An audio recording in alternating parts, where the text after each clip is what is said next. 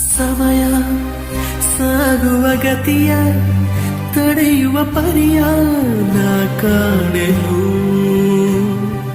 ಕಳೆವ ಸನಿಹದ ಕ್ಷಣವ ಮೌನದ ಸ್ವರವ ಕೂಡಿಡುವೆನು.